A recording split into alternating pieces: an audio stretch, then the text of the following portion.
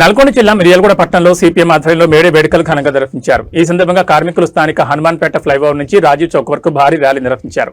ఈ ర్యాలీలో సిపిఎం రాష్ట్ర కార్యదర్శి సభ్యులు మాజీ ఎమ్మెల్యే జోలకంటి రంగారెడ్డి ముఖ్య అతిథిగా పాల్గొన్నారు. ర్యాలీ అనంతరం రాజీవ్ చౌక్ వద్ద ఏర్పాటు చేసిన బహిరంగ సభలో జోలకంటి రంగారెడ్డి మాట్లాడుతూ మేడే అనేది కేవలం పండగ కాదు, కార్మికుల రక్తం అడుగుల నుంచి పుట్టిన వీరోచిత పోరాటమన్నారు. 8 గంటల పనిదినం కోసం కార్మికులు చెందించిన రక్తం ఫలితమే నేడు మనం అనుభవిస్తున్న హక్కులని ఆయన గుర్తు చేశారు. ప్రధాని మోడీ నాయకత్వంలోని కేంద్ర ప్రభుత్వం కార్పొరేట్ శక్తులకు ఊడిగం చేస్తోందని మండిపడ్డారు. రైతులు కార్మికులకు వ్యతిరేకంగా తెచ్చిన చట్టాలను తక్షణమే వెనక్కి తీసుకోవాలని డిమాండ్ చేశారు. ఈ ప్రజా వ్యతిరేక విధానాలపై కార్మికులు మరో పోరాటానికి సిద్ధం కావాలని పిలుపునిచ్చారు. అమెరికా అధ్యక్షుడు ట్రంప్ ప్రపంచాన్ని ఏలాలనే ఉద్దేశంతో యుద్ధాలను ప్రేరేపిస్తున్నారన్నారు. దేశంలో మోడీ ప్రభుత్వం కూడా అవే ట్రంప్ విధానాలను అనుసరిస్తోందని విమర్శించారు. కాంగ్రెస్ ప్రభుత్వం అధికారంలోకి వచ్చి 2 ఏళ్లు దాటినా ఎన్నికల సమయంలో ఇచ్చిన ఏ ఒక్క హామీని సక్రమంగా అమలు చేయలేదని ఎద్దేవా చేశారు. అభివృద్ధిని విస్మరించి పార్టీ ఫిరాయింపులను ప్రోత్సహించడంలోనూ పరస్పరం బూతులు తిట్టుకోవడంలోనూ తెలంగాణ దేశంలోనే నెంబర్ 1 స్థానంలో నిలిచిందని ఆయన ఆవేదన వ్యక్తం చేశారు.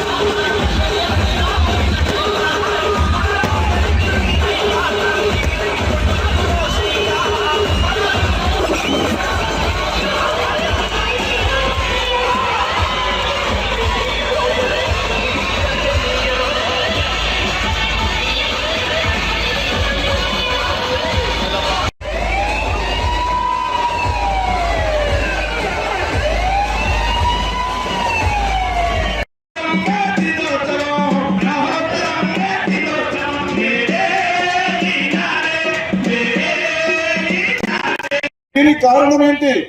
కార్మికులు ఎవరని చెప్పేసి మనం ఆలోచించాలి. ఇవాళ కేంద్ర ప్రభుత్వమే చెప్తా ఉన్నది, 81 కోట్ల మంది ప్రజలకు మేము రేషన్ అందిస్తామని చెప్తా ఉన్నారు. మన దేశానికి స్వాతంత్రం వచ్చి 78 సంవత్సరాలు అవుతున్నా సిగ్గుండాల పాలకులకి 80 కోట్ల మందికి ఇప్పటికీ కూడా మేము రేషన్ అందించి బతికిస్తున్నామంటే ఈ పాలకులు మరి ఏ రకమైన విధానాలు అవలంబించారు అని చెప్పేసి దీన్ని బట్టే మనం అర్థం చేసుకోవాలి.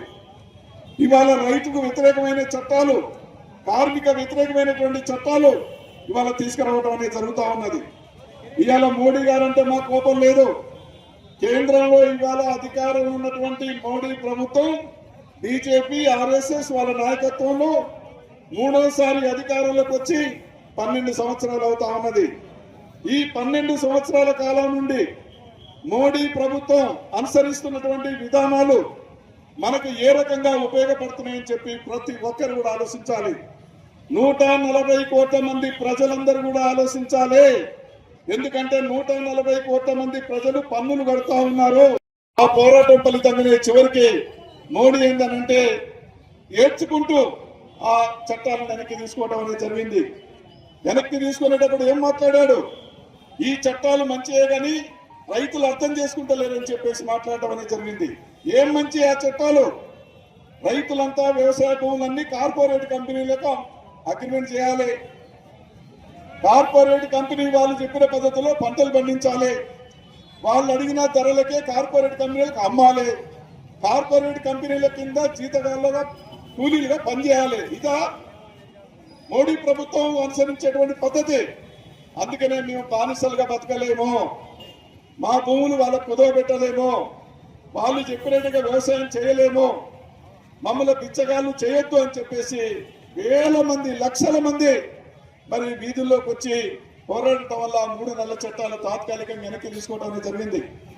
ఇవాళ స్వామినాథన్ గారు, వ్యవసాయ శాస్త్రవేత్తలు, అనేక మంది వ్యవసాయ నిపుణులు దేశమంతా పర్యటించి అనేక మంది రైతుల్ని కలిసి అనేక పంటలు కూడా చూసి వాళ్ళొక్కటే నివేదిక ఇచ్చారు, కేంద్ర ప్రభుత్వానికి ఇచ్చారు. అయ్యా, రైతులు ఈ దేశంలో సంతోషంగా పంటలు పండించుకొని పంటలు అమ్ముకోవాలని చెప్పంటే, వాళ్ళకి గిట్టుబాటు కావాలంటే పంట వారిగా లెక్క కట్టి రెట్టింపు వచ్చేటట్టుగా మీరు మద్దతు ధర ఇవ్వండి, వాళ్లకు ఎరువుల మీద సబ్సిడీ ఇవ్వండి, కల్తీ లేని విత్తనాలు ఎరువులు సప్లై చేయండి, అన్ని విధాలుగా ఈ రకంగా పంట అతివృష్టి వచ్చి అనావృష్టి వస్తే పంట నష్టానికి మీరు ఇన్సూరెన్స్ అనేది అమలు చేయండి అని వాళ్ళంతా నివేదికలు ఇచ్చారు. స్వామినాథన్ కమిషన్ వ్యవసాయ శాస్త్రవేత్తలు, నిపుణులు వాళ్ళు ఎంతో అధ్యయనం చేసి నివేదిక సిద్ధాంత చెత్తపట్టలు పడేశారు. మేము ఇవన్నీ చేయలేము అని చెప్పేసి